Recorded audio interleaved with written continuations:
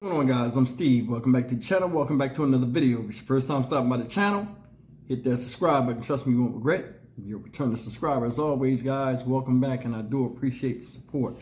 Guys, we're going on day 6 of the Houston power outage post-Hurricane Beryl, and a lot of news is coming out daily, and I just wanted to report on some of it. Now, supposedly, I was told by my son I have power at my apartment. I called the office. There's still nobody in the office at my apartment complex. But I was told this: the power came on yesterday. A fuse supposedly blew, so one half of the complex has power and the other half doesn't. So I don't know if I got power now, because they said once they bumped everything up, a fuse or some type of transformer or something blew.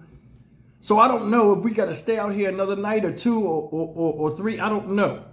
But I'll find that out tomorrow. I mean, when you see me do a video tomorrow, I'll be at my house. That means I got power. But I want to talk about a few things. Now, we've been talking about, the hardships that people are going through. I myself went through a hardship before I came out here with your guys' help.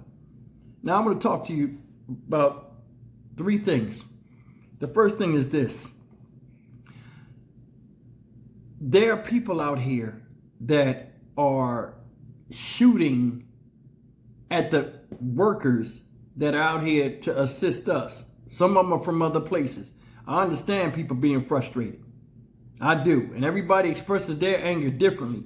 But guys, doing this type of stuff only holds up the progress. Because if you're shooting at somebody that's coming to assist you, and they got to lock down substations and stuff like that, how is it going to get fixed? Shooting at somebody's not going to make them stop the truck where you shot at them from and get out and start fixing your thing. It's not. It's going to make them not come around, and you be the last ones to get electricity. We got to be smarter than that. We do, and I just wanted to make that announcement, man. Some of us are out here, and trust me, the heat does play tricks on you, and you can lose your mind. And I'm not blaming anybody for being frustrated, because this is truly a freaking mess. It is. And a lot of people dropped the ball, like I said. Now, I'm going to show you a couple of videos, right? And it talks about the hardships that a lot of people are going through. Everybody has their own relationship and how this is affecting them. But some people have it worse than others. They do. And with me doing these stories, a lot of people, man, they're losing their insulin. They can't keep their insulin cool. They can't keep a lot of other stuff they have. People are running out of oxygen. We did videos about that. You would think a lot of times, a city as big as Houston would have something in place in case a catastrophe happened, especially with taking a lot of people after Hurricane Katrina came, and we're right close to them, within shouting distance, you know what I mean? As far as 4 or 5 hours away, and helping them out, that it could happen in the city where we're from. People are blaming the infrastructure. All these news things are coming out. I'm going to tell you, I commend you guys in the comments section for telling your stories that are still there. Because, the world wants to know a lot about what's going on. And a lot of you guys had comments. A lot of you guys work for energy companies. A lot of y'all are energy brokers. And y'all are giving a lot of vital information that a lot of people didn't know, including myself. And I applaud you for sharing your stories on here. But let's get into these videos, and then I'm going to come back and say a couple of things and then be out of here. The CEO of the company tasked with restoring power in the wake of Hurricane Beryl is pleading with people to stop attacking line crews after another incident. Good evening and thanks for joining us. I'm Blake Hansen. Centerpoint Energy says it evacuated one of its substations this morning when someone fired shots at their crews. Harris County officials say there have been other incidents this week where frustrated people either pointed guns or fired at line workers. Centerpoint CEO released a video today begging people to let those workers do their jobs. Unfortunately, there have been instances where either acts of violence have been threatened or actually committed against our crews that are working this vital restoration. This is unacceptable. The safety of our crews is paramount. Centerpoint is hoping to get 85% of affected customers restored by the end of the weekend. More than 600,000 customers are still without power. Harris County officials say at least 3 people have died from overheating when they lost power. Tonight, frustration. How have the past couple of days been? Horrible. And desperation. You gotta hop on long lines like this just to get ice and food. As more than 800,000 people swelter through a 5th day without power. Guy and Ruth say they've tossed $600 in spoiled food. I don't know what I'm gonna do. And I don't have much money left.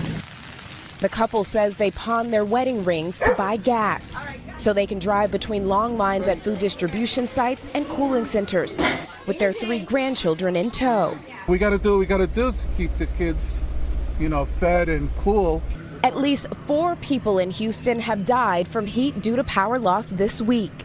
Jonathan Sturgis believes it may have been a factor in his 93-year-old mother's death.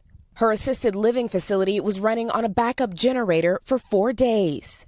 By Thursday morning, I immediately noticed right away that the building was significantly hotter. As Centerpoint's efforts to restore power are hampered by more rain, questions abound about the company's readiness. Whisker Labs, which tracks power outages through plug-in devices in hundreds of thousands of homes, found before the storm, Centerpoint outages were happening at a rate 2.5 times the national average. Centerpoint says it was prepared. The remaining customers are going to be the hardest hit customers that have trees down, that it's not a quick fix. And we just ask for their continued patience. What is your message to Centerpoint right now? What in the world are you going to do for us? And how are you going to reimburse everything that we're losing? Priscilla Thompson, NBC News, Houston. I'm fed up and I'm tired. This morning, Texas residents outraged, left in the dark for nearly a week after a barrel crashed into the Gulf Coast. Houston should have to suffer, but we're suffering right now. Nearly 800,000 Houston area residents dealing with sweltering heat without any electricity. The medical examiner in Harris County saying at least 3 people have died from heat exposure.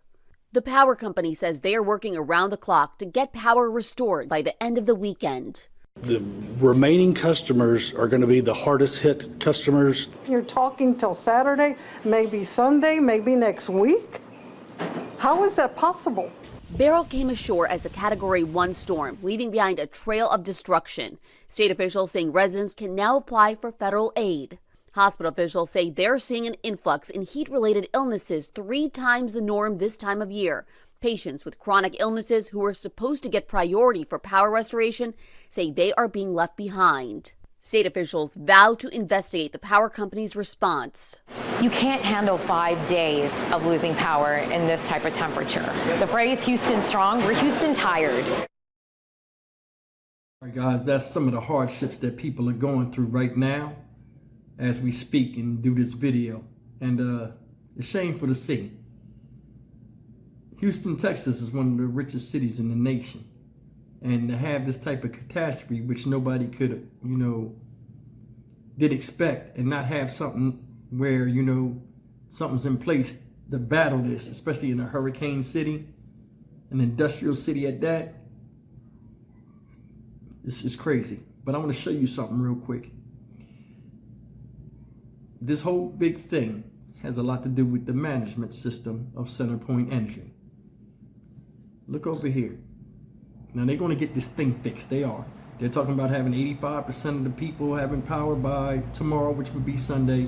And they said another 600,000 to 60,000, I can't even remember the number, it's late, will be without power, which is unfortunate. But take a look at this up here. This is the stock price of Centerpoint Energy. All right? And it has dropped in recent days. I think the 8th it started to drop, right? Take a look at this over here. Anybody that understands? Their market cap is 19.33 billion. Their dividend yield is 2.64%. Right? So they kick out a lot of dividends to their shareholders at $30 a share. Now, their stock price is falling, but it won't fall too much. Why? Because it's an energy company, and people are scrambling to buy energy companies because they're good investments, because it's a needed necessity. I know that, a lot of other people know that, and they know that. Their stock will not drop because of one particular situation in one particular city. Now, if there's a nationwide grid blackout or something, and they're faulted for that, yeah. But the reason why I brought this up, and I want you to hear me, a lot of the stuff that's being reported in Houston is being blocked out from the rest of the people out there in the nation. They're talking about, they'll show you the stories I showed you where people are saying, oh, we ain't got no water. Those are normal hardships that they portray on TV when natural disasters hit. I got somebody sent me a thing yesterday that says, you know, FEMA is saying, okay, we consider this a state of emergency and natural disaster, but the form to fill out is mainly for property damage, you know, or people with homes. A lot of other people out here talking about generators. People need to have generators, this and that. If you live in an apartment like myself, they're forbidden, even in times of emergency. You've seen these people are going through it. They have to throw out food. I myself threw out all my food. I got to go back tomorrow, and when I go back and buy food. And this is the thing, a lot of supermarkets still don't have power. So what are these people to do?